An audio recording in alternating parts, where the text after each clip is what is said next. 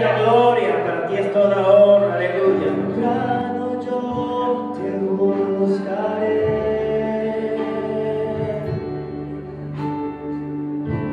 De madrugada yo me acercaré a ti. Mi alma te anhela y quiere ser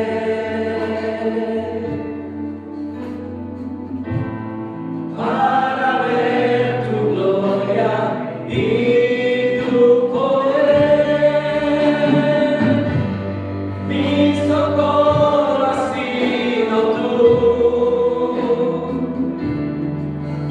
En la sombra de tus alas yo me gozaré.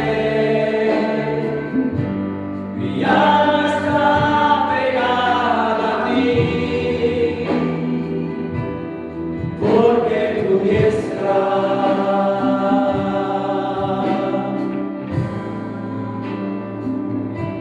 me ha sostenido,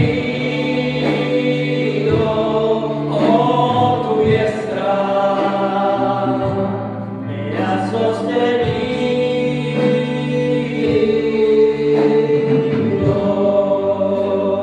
Yes, Lord. Levanta tus manos y cierra tus ojos. Levanta tus manos. Suelta tus manos hacia Él. Búscale. Él está aquí, Él está en este ambiente, Él está en estos años. Temprano yo te buscaré.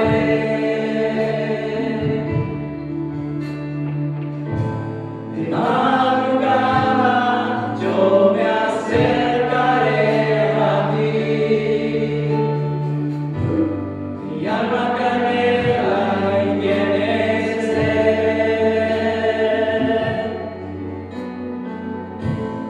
para ver tu gloria y tu poder. Mi socorro has sido tú. Y en la sombra de tus alas yo me gozaré. Mi alma está pegada a ti, porque tu diestra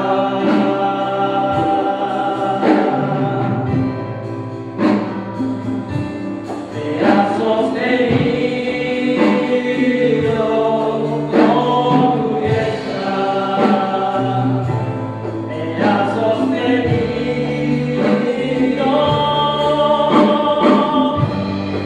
Mi socorro has sido tú. En la sombra de tus alas yo me gozaré. Mi alma está pegada a ti, porque tu diestra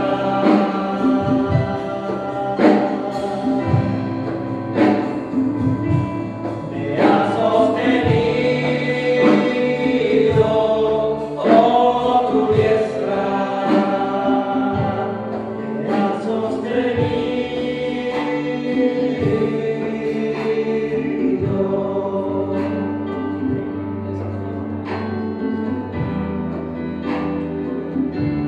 Oh, sí, Señor.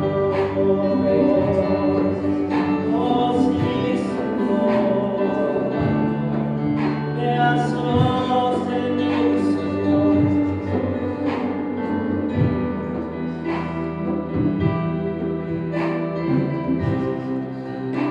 No te alabamos, Señor. Vamos a cantar una vez más. Hermano Marcelo Kevin oraba y le decía, Señor, gracias que podemos estar acá para relajarnos, ¿no? Para dejar el estrés en la adoración, en la alabanza. Y hay días que son complicados, ¿no? Creo que los viernes es un día bastante complicado para todos. Hoy para mí el día viernes fue un día muy complicado, muy enredado, tuvimos un inconveniente en el trabajo, se accidentó uno de los muchachos y ahí empezó toda la corredera del día. en la emergencia, toda la mañana, y después por la tarde también en otras situaciones, y a veces uno se fatiga y todavía tenía que compartir la palabra. Y sabe, todas estas cosas son situaciones que uno tiene que enfrentar. Y pensaba, mientras me estaba bañando, me estaba preparando para venir para acá, cuando el Señor decidió que yo estuviera acá hoy, ya Él sabía todo eso. El problema era que yo no lo sabía. Usted me entiende, ¿no? Los problemas que van a venir en nuestra vida, ese día tan especial donde usted quiere paz, calma y tranquilidad, está en el secreto de Dios. Y hay problemas que van a venir y hay problemas que ya se han ido, pero el problema es que los problemas no anuncian. Pero ¿saben qué, hermanos? Yo he aprendido a confiar en la soberanía de Dios. Ni siquiera me puedo apoyar en mi fuerza, no puedo cambiar absolutamente nada. Quiero parar la caída del cabello y no puedo. Quiero detener una cantidad de cosas y quiero tener todo bajo control. ¿Y sabe qué? Estoy cansado. Y cada vez estoy más viejo y cada vez me cuesta más y cada vez es más difícil. Y todos, en algún momento, si el Señor no ha venido, vamos a terminar en una cama, entregándole nuestro ser al Señor y diciéndole gracias, Señor, por la vida, por los momentos buenos, por los momentos malos. Ahora te voy a ver a ti cara a cara. Pero es la verdad, si es que el Señor nos ha venido a buscar. Todo esto nos está hablando acerca de la soberanía de Dios, pero una realidad que nos toca vivir y aceptar. Y es parte de lo que es la voluntad de Dios en nuestra vida. Y saben, hermanos, si usted le preguntara a un predicador cuál es la fuente de inspiración para predicar, para compartir la palabra, no es la imaginación. Oh, qué predicador tremendo ese, porque tiene una imaginación tremenda, ¿no, hermano? Cuando uno va a predicar, uno predica básicamente desde dos o tres fuentes. Predica desde la fuente del conocimiento, algo que uno ha estudiado y el Señor le pone en el corazón para desarrollar. Predica en base a una experiencia personal a través de un contexto de la palabra de Dios.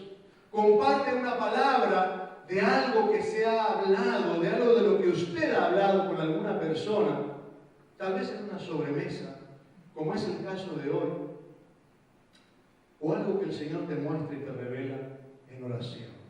Pero lo cierto es, hermano, de que nunca uno predica cosas porque simplemente las leyó en un libro y le pareció que fuera algo bonito de compartir, sino más bien algo que viene de tus experiencias en la vida. Y yo quisiera leer con ustedes en Eclesiastés capítulo 7, y si tuviera que ponerle un título a lo que voy a hablar por 30 minutos, si me permiten, voy a hablar sobre el método de Dios para ceñir tu voluntad a la voluntad de Dios. O el método de Dios para hacernos entender su voluntad. Y los voy a invitar a que lean conmigo en el libro de Eclesiastés, en el capítulo número 7, versículo 13. Y lo vamos a leer y vamos a comenzar, porque el hermano Milton ya oró por la palabra, oró por mí. Gracias.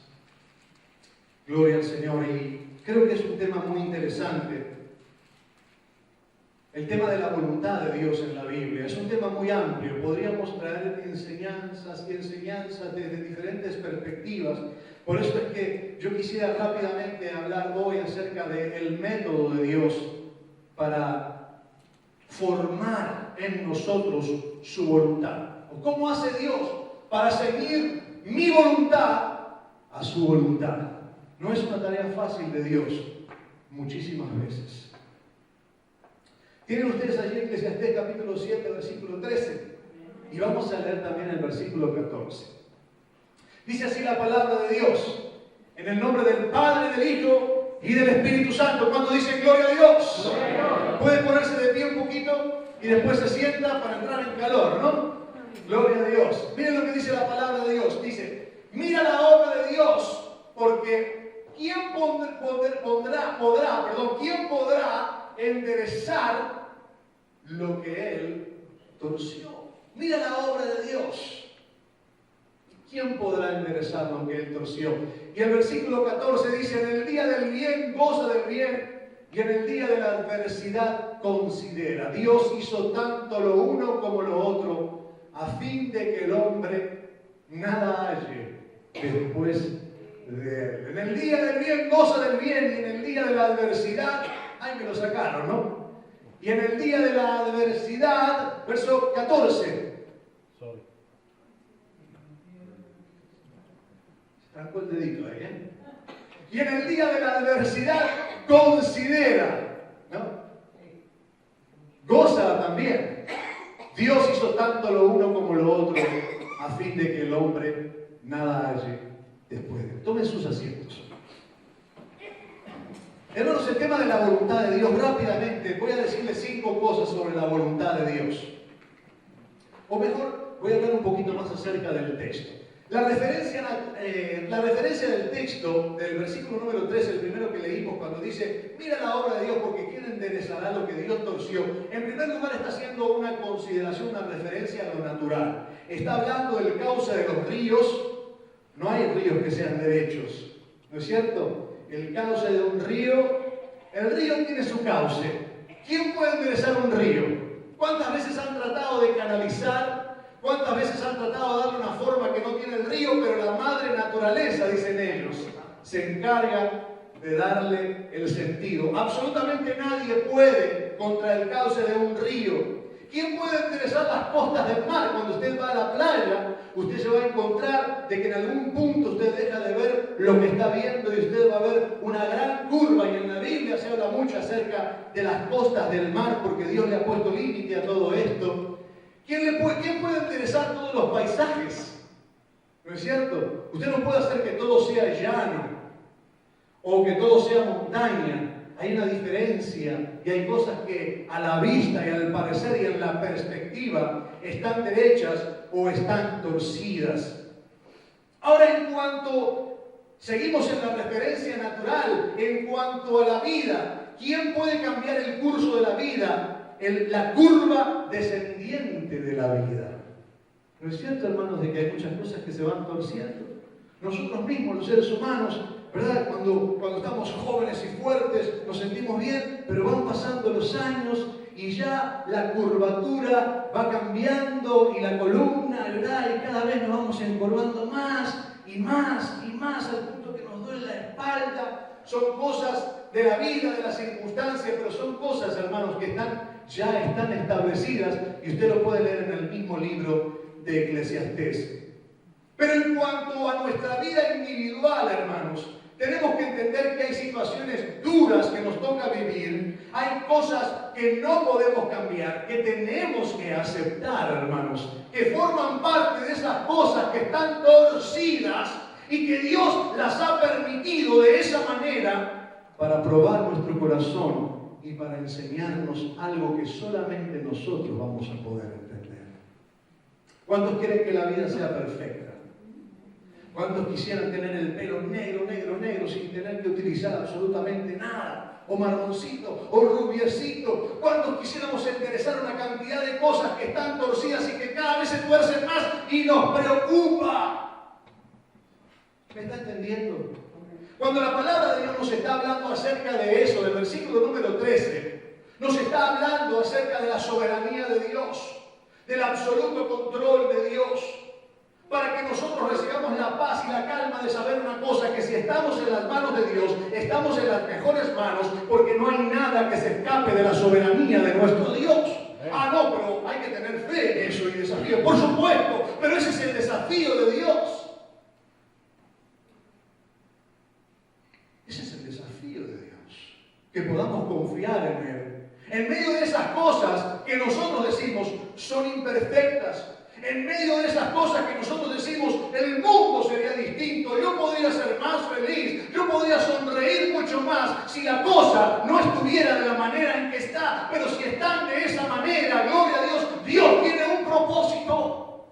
Si hay algo que nos está robando la calma, si hay algo que nos está robando la paz y no lo podemos alterar, hermano, hemos hecho a Dios el candidato número 1 para que Él intervenga y nos muestre su poder y su gloria. ¿Me va entendiendo? Claro, Claro, hermano, siempre hay un motivo de queja, siempre hay un motivo para decir, pero esto no es de acuerdo a lo que yo pensaba. Si esto no fuera así, qué diferente sería mi vida. Pero estamos hablando acerca de la voluntad de Dios. Y tenemos que ser mucho más específicos. El versículo número 14 es más revelador todavía porque nos dice: en el día del bien, goza del bien, en el día de la adversidad, considera también ese día, porque Dios hizo tanto lo uno como lo otro a fin de que el hombre nada halle después de quién, después de él. Como diciendo Dios, ¿sabes una cosa? Tienes que entender, a la buena o a la mala, que yo soy suficiente.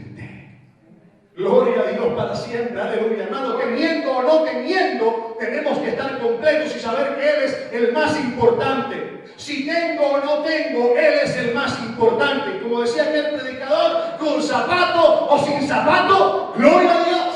Amén, amén, hermano, gloria al Señor para siempre. Claro, es muy fácil decirlo, ¿no? El asunto es vivirlo. Pero bueno, de vez en cuando Dios nos tiene que repetir todas estas lecciones. Y saben, en cuanto a la voluntad de Dios, hay algunos aspectos que yo quiero hablar. Y les iba a mencionar un versículo en el libro de Job, hablando acerca de estas cosas que tienen que ver con la adversidad y demás, que desde niño me llamó la atención, hermano. Miren, capítulo 25 del libro de Job, versículo número 13 y versículo número 14. ¿Me lo pueden poner, hermano?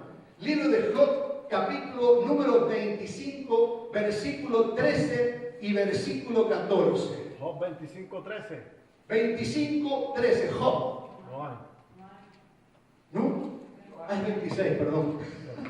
Gracias, es que tenía un papelito ahí y me estaba tapando el 6. 26, 13 y 14. Y yo que creí que era perfecto.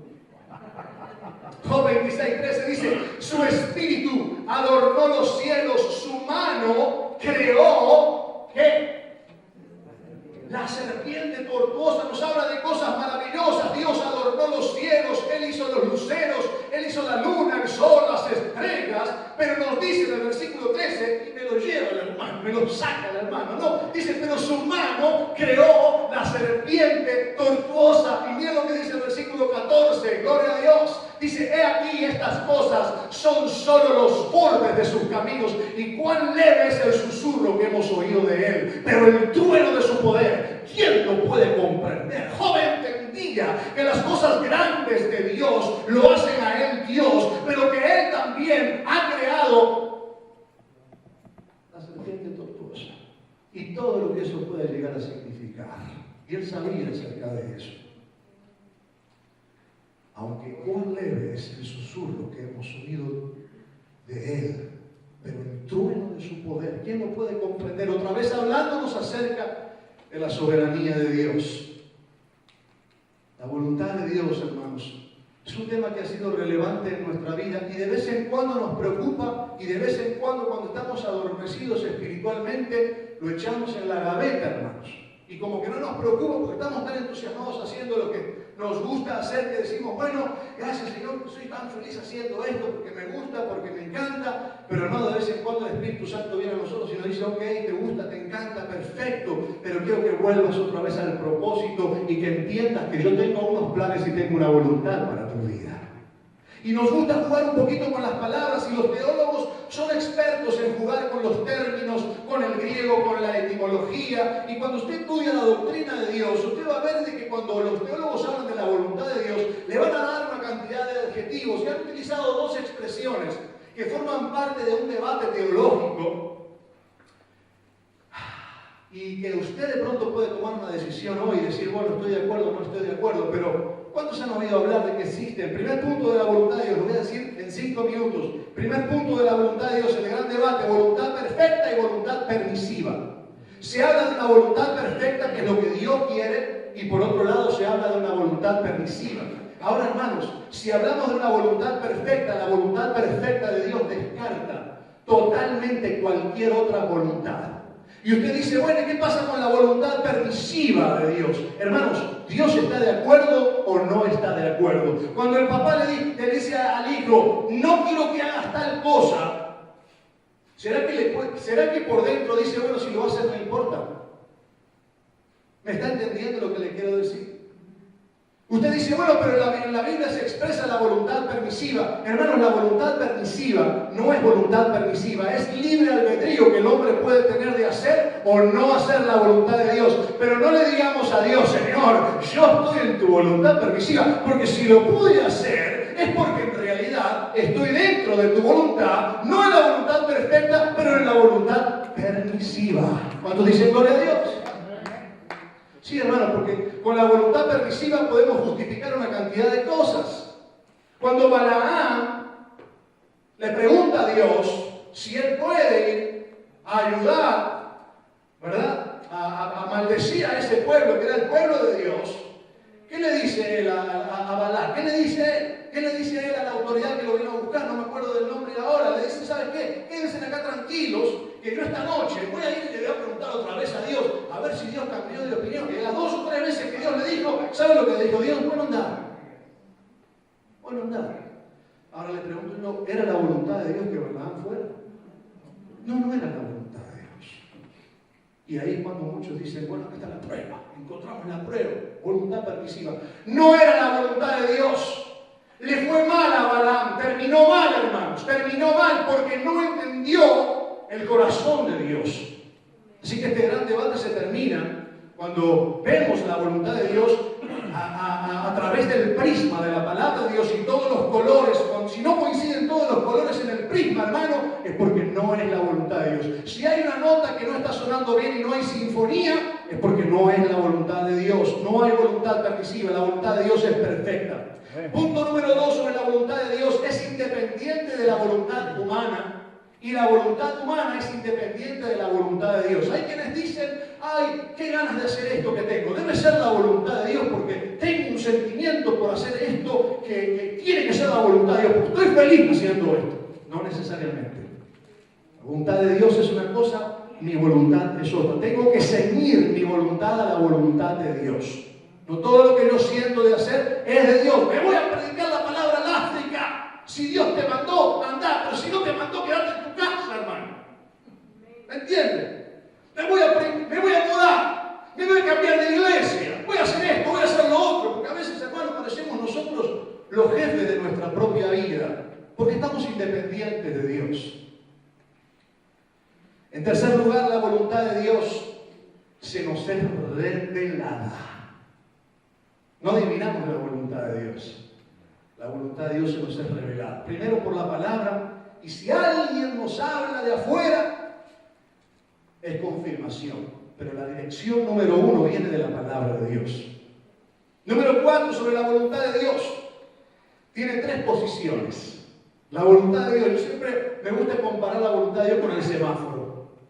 El semáforo tiene 3 luces, no tiene 4 luces, y aunque hay flechitas en los Estados Unidos, las flechitas tienen colores, gracias a Dios que tienen colores, ¿no? Y los colores son del mismo color que corresponde al rojo, amarillo y verde. Y hay 3 posiciones, y es el sí de Dios, es el no de Dios, y es la luz amarilla cuando te dice, espera. Semáforo, tenemos que tener mucho cuidado, hermanos.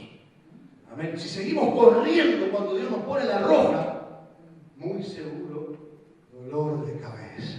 ¿Y en cuántos problemas nos hemos metido por no escuchar a Dios y no hacer la voluntad de Dios? ¿Cuántas metidas de pata, hermano? ¿Amén? ¿Cuántos levantan la mano y dicen, sí, yo la verdad que soy testigo de hacer y de no hacer la voluntad de Dios? ¿No? Así que tiene 3 posiciones. Y número 5, hermanos, mire este punto, qué interesante. Dice, para hacer la voluntad de Dios hay un solo requisito. Para hacer la voluntad de Dios hay un solo requisito. Y el único requisito, ¿sabe cuál es, hermanos? Obediencia, está bien. Pero ¿sabe cuál es el único requisito para hacer la voluntad de Dios? Rendir voluntad. Gloria a Dios. No puedo hacer la voluntad de Dios queriendo hacer mi voluntad. Los magos pueden ser que lo lleguen a hacer, les va a ir mal. Pero ¿sabe qué, hermanos? No hay manera de yo poder hacer la voluntad de Dios si no rindo primero mi voluntad. Y lo vamos a ver en el ejemplo por excelencia de nuestro Señor Jesucristo. Y yo quisiera ver con ustedes algunos casos rápidos, algunos ejemplos en la Biblia. No los tengo por órdenes, porque como como Dios contempla la vida sin tiempo, y nosotros somos los que estamos dentro del tiempo, y son simplemente ejemplos. No lo tengo por orden cronológico o testamentario, pero quiero mencionar rápido, hermanos, algunos personajes de la Biblia, ejemplos en la Biblia donde vemos a Dios moviendo a su gente a hacer su voluntad y a cumplir sus propósitos. ¿Sabe por qué quiero hablar de esto, hermanos? Porque cuántas veces nosotros hemos dicho, yo no voy a hacer más esto. ¿Saben? En el año 2000 yo estaba visitando, estaba en Puerto Rico en el año 2000 y hablaba con un amigo y le decía, Gabriel, oh, me acuerdo cuando el Señor venía sobre tu vida hace 7, 8 años atrás y danzando en el Espíritu, en el spot publicitario de la iglesia, que tiene un programa de televisión, salía él danzando en el Espíritu y hermano moviendo y sacudido por el Espíritu de Dios cuando era un jovencito, y todavía anda ese publicitario en internet. Y yo siempre le hago broma acerca de eso. Y en el año 2000 le dije, Gabriel, Dios tiene un plan con tu vida. Y en aquel año me acuerdo que él me dijo, ¿sabes qué? Ese Gabriel nunca va a ser el mismo. Ese Gabriel nunca otra vez va a ser igual. Ya no voy a danzar más en el Espíritu. Estaba con una negatividad tremenda, hermano. Algunas cosas le habían pasado que yo no sé, que lo habían llevado a pensar eso. Pero lo cierto es, hermano, que hoy estamos en el 2015, hermano. Y Gabriel está hecho un predicador. El Señor lo ha levantado de una manera preciosa. Es un joven que se ha mantenido para el Señor firme y está predicando la palabra. Y a veces yo le recuerdo, ¿te acuerdas cuando me decías que no ibas a predicar más, que no ibas a hablar más, que te ibas a sentar en la iglesia, que le ibas a dar oportunidad a otro? Hermano, ahora tiene un fuego de Dios en su corazón precioso. Y es algo que cuando nosotros lo hablamos, hermanos, es interesante, porque a muchos de nosotros nos ha pasado eso.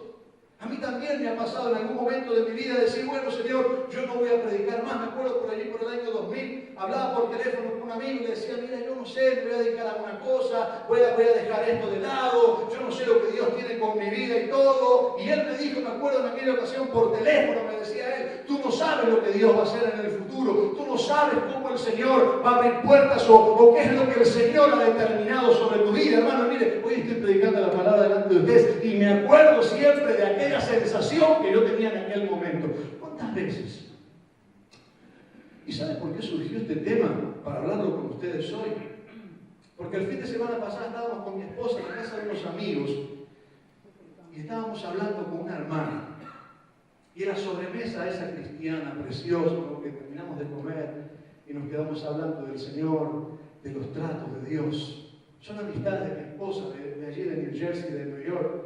Pero son de ella, pero como me casé con ella hace 10 años, ahora son mis amigos también. Me quieren como a ella, ¿no? ¿Saben? Y yo le preguntaba a una de estas jóvenes que, yo digo jóvenes, pero sí somos jóvenes, ¿no? Ya es una persona adulta como nosotros. Dice, ¿cómo surgió esto de abrir una obra, querer abrir una obra, ¿no? Allí en el estado de New Jersey? Y ella me dijo, dice, bueno, yo te voy a decir una cosa, esto fue una trampa de Dios. Y cuando ella comenzó a hablar conmigo, enseguida, hermanos, vino a mi mente todas estas experiencias y este tema que les estoy hablando a ustedes. ¿Cuántas veces hemos dicho, de esta agua yo nunca he de beber? No, yo no voy a hacer eso, yo no voy a hacer lo otro, gloria a Dios. Y ella me dice, esta es una trampa que me hizo Dios. Yo nunca había pensado, estaba lejos de mi mente, en mi corazón, dejar mi iglesia amada, ahí donde yo me crié, donde yo conocí al Señor, para encarar un trabajo afuera, con el invierno de New Jersey, de New York, hermano, desafiando inclemencia, desafiando soledad, tantas cosas que pueden venir. Pero ¿sabe una cosa, hermano? Cuando Dios tiene un propósito con nosotros, cuando Dios tiene un plan con nosotros, todo aquello que habíamos dicho nosotros, yo no lo voy a hacer, yo no lo quiero hacer, esto yo no lo voy a aceptar. Hermano, yo no sé cómo se las ingenia Dios, pero Dios se encarga de obrar en las circunstancias y en nuestro corazón para que nosotros terminemos haciendo la voluntad de Dios. ¿Usted entiende el tema? ¿Le estoy hablando de algo familiar para usted? Gloria a Dios. Mira, hermanos, en la Biblia encontramos muchos casos. Encontramos el caso de Jonás. Jonás, usted sabe de Jonás. Dios le dijo, quiero que vayas a predicar a Nínive. Y él dijo, sí, tengo que ir a Nínive, porque voy para Jope. Y en Jope me voy a tomar una nave que vaya para Tarsis. Dios lo llamaba para el oriente y él se fue para el occidente. El caso de Jonás es un caso En Uruguay dirían es un caso escopeta. ¿Sabe por qué, hermanos? ¿Sabe por qué es un caso así? Porque Dios se había propuesto utilizar la vida de Jonás. Jonás había sido un profeta que Dios lo había utilizado para hablarle a reyes, a autoridades. Lea, la Biblia lo dice, hermanos. Y cuando Dios lo llama para predicarle a esa gente, Él dice, yo para allá no voy, ni que me maten, dijo Jonás. Comenzó a resistir la voluntad de Dios. ¿Y cuál fue el método de Dios para Jonás? El método de Dios yo lo llamo el método del antagonismo. ¿Sabe lo que empezó a hacer Dios? Hacerle la guerra. Empezó a cerrar las puertas, los caminos. Así, ¿tú crees que te vas a salir con la tuya? Pues tú te crees más grande que yo. Haz lo que yo voy a hacer. ¿Y qué hizo Dios? Cuando Él va a Jope, Él puede comprar el ticket. Y tal vez Él dijo, mira, tengo el ticket acá. Y hay lugar para mí. Hay lugar para mí. Y cuando se metió en el barco, hermano, ¿qué pasó en el mar? ¿Qué pasó en el mar, hermano? En un momento comenzó a levantarse una tempestad tremenda. Y hermanos, comenzaron a clamar, todo el mundo empezó a clamar a sus dioses y todo. Y Jonás, hermano, en ese momento de tormenta, en ese momento de tempestad, no le dio, hermano, la capacidad para esconderse de Dios. Empezaron a tirar todo el mar, hermanos. Y rápido Jonás, hermano, dice que se metió allá abajo, hermanos, a dormir, hermanos. Allá a dormir. Diría, bueno, nada, esto no es conmigo. Y como a veces, ¿verdad? Estamos nosotros cuando el Señor nos está hablando, nos tiramos a dormir. Esto no es conmigo. Pero ¿sabe qué, hermano? El barco no se dejaba de sacudir. Y hermanos, Jonás estaba asustado y estaba ahí durmiendo. Y hasta se acercan los de la nave y le dicen, ¿pero qué tienes aquí, dormilón? Levántate y clama a tu Dios. Hermano, Dios le estaba usando un pagano para hablarle a que era un profeta de Dios. Y enseguida Jonás entendió, hermanos. Este es Dios. Se lo voy a decir. ¿Sabe una cosa, muchachos? Miren, yo les voy a decir una cosa. El problema acá de la tempestad soy yo. La tempestad esta se llama Jonás. Hagan una cosa. Háganme un favor, tírenme al mar. ¿Usted sí cree que le estaba pensando que Dios le estaba preparando un pez? ¿Para qué él se hace tirar al mar? Para morir, hermano. Él dice, yo prefiero morir que hacer la voluntad de Dios. Gloria a Dios. Y cuando a Jonás lo arrojan del barco, ¿qué pasó? Inmediatamente, ¿qué pasó, hermano? Se hizo bonanza. Porque tiene que aparecer ese relato bíblico para decirnos a nosotros que Dios era el que estaba haciéndole la guerra a Jonás. El antagonismo se lo estaba haciendo Dios. Y hermano, qué precioso. Porque dice que Dios había preparado un gran pez. Que tragó a Jonás. Hermano, es increíble lo que hace Dios. Aleluya, gloria al nombre del Señor. El Señor tenía un propósito con la ciudad de Nínive, hermano. Y Dios quería utilizar a Jonás y quería que nosotros entendiéramos en esta hora que a veces Dios también nos va a hacer la guerra. Y nos va a tirar por tierra los planes que nosotros tenemos, aleluya, para que hagamos la voluntad de Dios. ¡Ay, qué duro que es esto, Señor! Pero es la voluntad de Dios, aleluya. Y eso, hay gozo en la voluntad de Dios. Hay gozo en la voluntad de Dios. Aunque lo perdamos todo, hermanos, hay gozo en la voluntad de Dios. Gloria a Dios. Gloria a Dios, para siempre. Y la palabra preparó es una palabra clave en todo el libro de Jonás, hermanos. Porque Dios preparó todas las cosas, hermanos. Gloria a Dios, aleluya. Preparó una calabacera, preparó un gusano para que se comiera la calabacera. Todo fue preparado por Dios. Gloria a Dios. Fue el método de Dios. Hay otros casos en la Biblia de cómo Dios trata, cómo Dios trabaja con el ser humano. Encontramos el caso de Elías. El método de Dios depende de cómo seamos nosotros, hermanos. Si somos entregados a Dios como nuestro Señor Jesucristo, que va a ser nuestro último ejemplo en 7 minutos, la cosa va a ser diferente. Pero el caso 2 que tengo aquí es el caso Elías. ¿Sabe cuál fue el método de Dios? El método revelación. Ese fue el método de Dios para Elías. Elías estaba cansado. Elías no quería más, también se quería morir. Oh, Señor, me quiero morir, yo no soy mejor que mis padres. Y Dios le dice, ¿qué haces aquí, Elías? Qué amoroso Dios, ¿no? ¿Qué haces aquí, Elías? Con tanta unción, con tanto poder. No pierdas el tiempo. ¿Qué haces aquí, Elías? Levántate, Porque el largo camino te resta. Y cuando Dios comienza a hablar con Elías, hermano, cuando Dios comienza a ministrarle a Elías, comienza a poner delante de él una cantidad de cosas que él tenía que hacer. Levántate porque ungirás a Jehú por rey de Israel, a Hazael por rey de Siria, y ungirás a Eliseo para que sea profeta en tu lugar. Levántate porque largo camino te resta. ¿Y qué hizo Elías, hermano? Se levantó. Bajo la revelación de Dios, se levantó, gloria a Dios.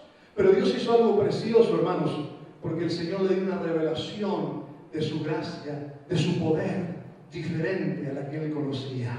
¿Verdad? ¿Se acuerdan que él conocía a Dios a través del fuego, del viento, de la tempestad, a través de tantas cosas? Pero dice que en aquel momento, cuando él había llegado al monte de Dios, hermanos, se escuchaba un silbo apacible y delicado. Así dice la palabra de Dios.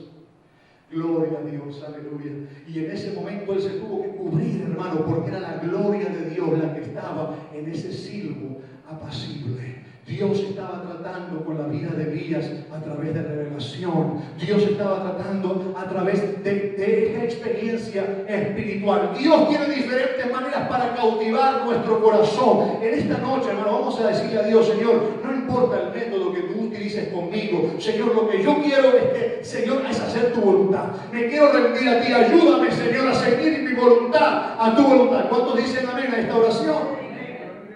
Gloria a Dios. Veamos rápidamente otro caso en la Biblia. Es el caso de Jeremías, hermanos. Jeremías fue un hombre que Dios llamó para predicar, para profetizar. Profetizó en diferentes escenarios durante más de 20 años predicando la palabra. Comienza allí en Judea, termina allí en Egipto, después vuelve otra vez a Judea, diferentes escenarios, unas situaciones difíciles, unas pruebas, unas cosas terribles tuvo que padecer Jeremías.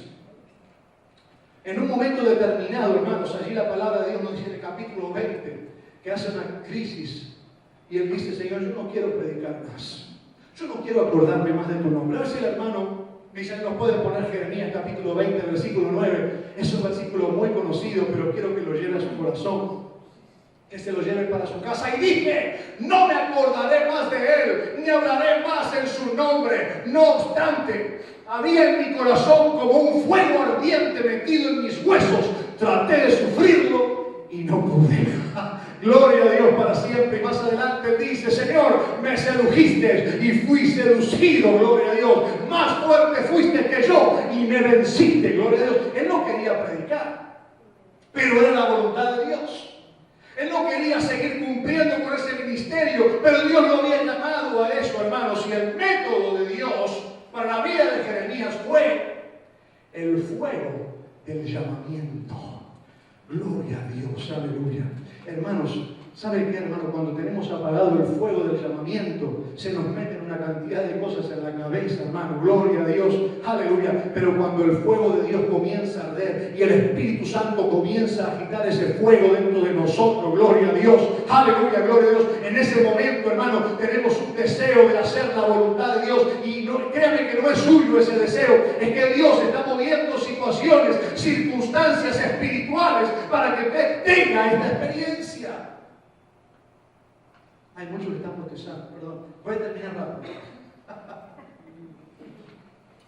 Menciono un caso más.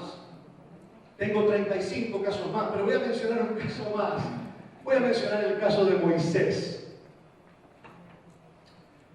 Aleluya, Moisés. 80 años, hermanos. 80 años. A los 40 años tenía unas ganas de hacer la voluntad de Dios, que lo hizo todo mal.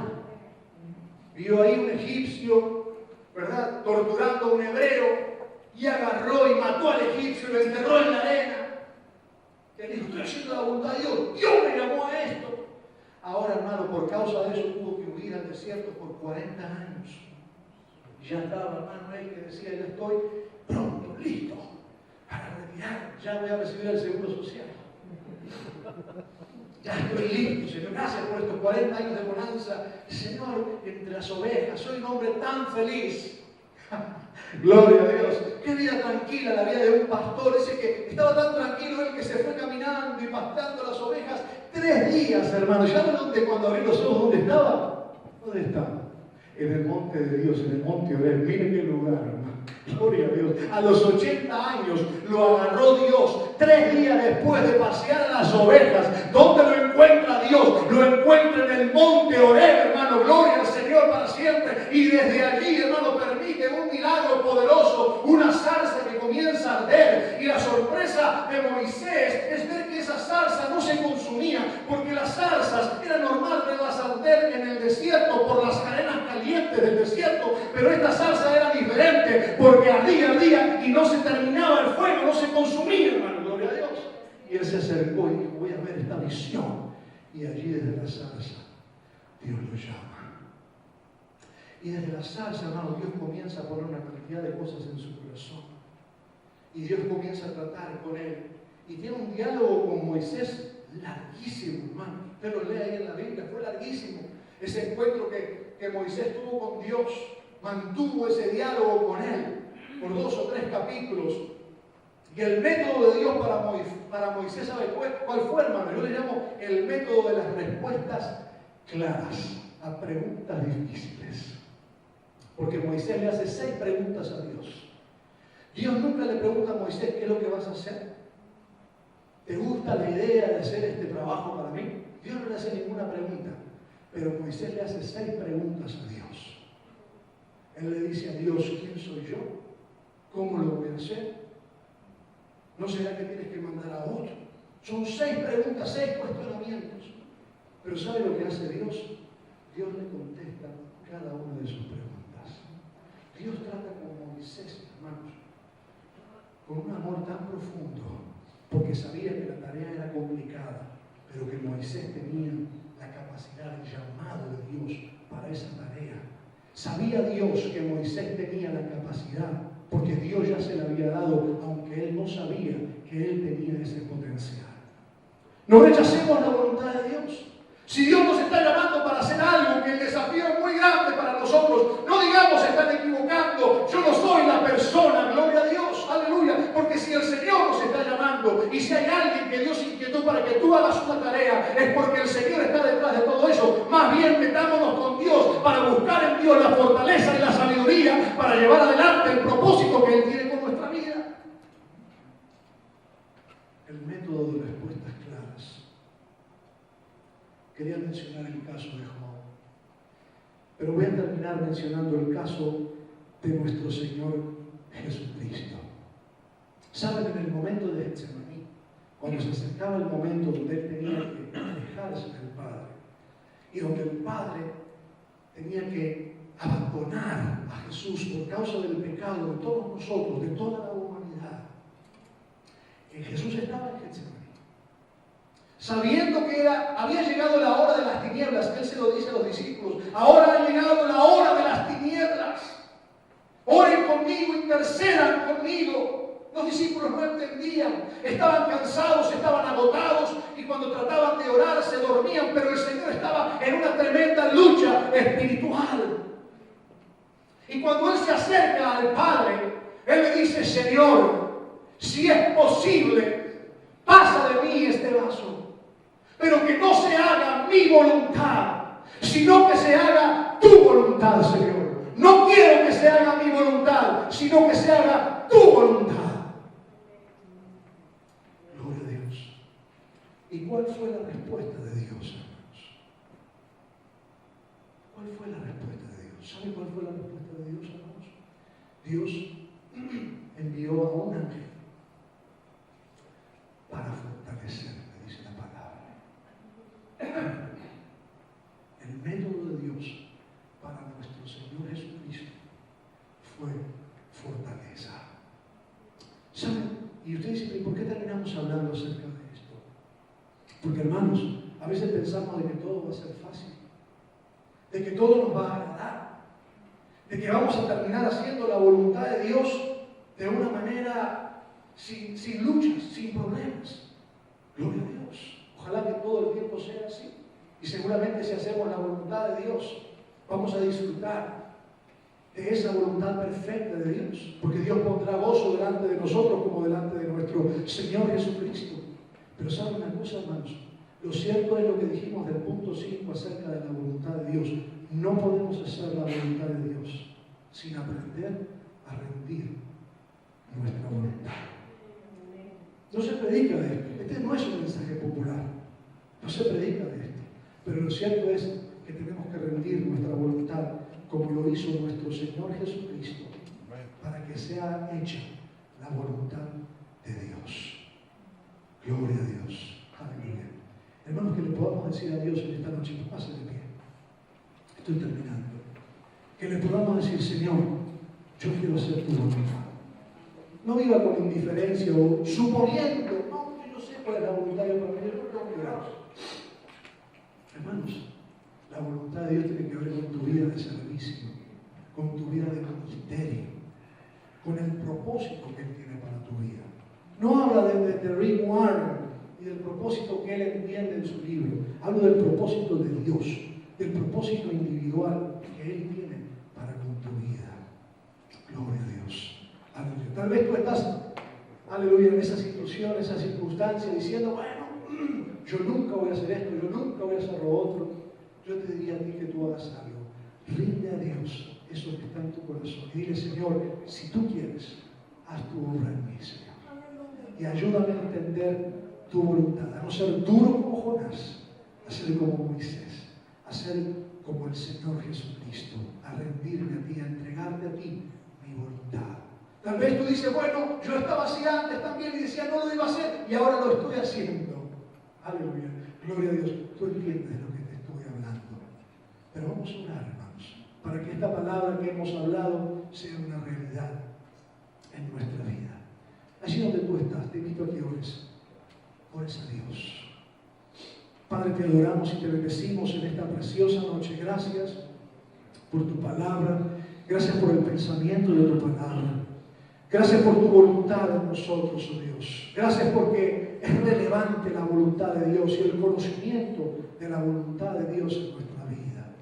Señor amado, en esta hora te presento este grupo de tu pueblo que está aquí escuchando tu palabra, Señor. Extiende tu mano preciosa, Señor amado, aleluya. Hay un plan, hay un propósito que tú tienes con cada uno de ellos, Señor, aleluya. Te ruego, oh Dios, que esa voluntad se lleve a cabo en nuestra vida, oh Dios. Porque es el verdadero propósito de nuestra vida, Señor. Y tú que nos formaste, que nos has creado, Dios, aleluya, nos has creado con un propósito diferente y específico. Señor amado, te pido que trates con nuestra vida.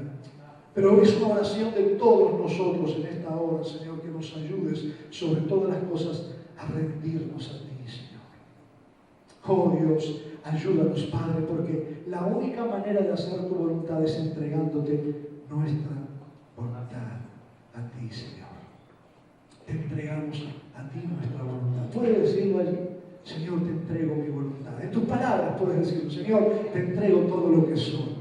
Aleluya, cierra tus ojos, levanta tus manos al cielo, haz esta oración. Señor, te entrego mi vida, toma mi corazón, toma mi futuro, toma el potencial que yo no veo, pero que está en mí, Señor amado. Toma mi vida, Señor. Señor, mi vida es tuya, oh Dios. Aleluya, mi vida es tuya, Señor. Te entrego mi vida para que tu propósito, Señor, sea una realidad en mi vida. En el nombre de Jesús, en el nombre de Jesús.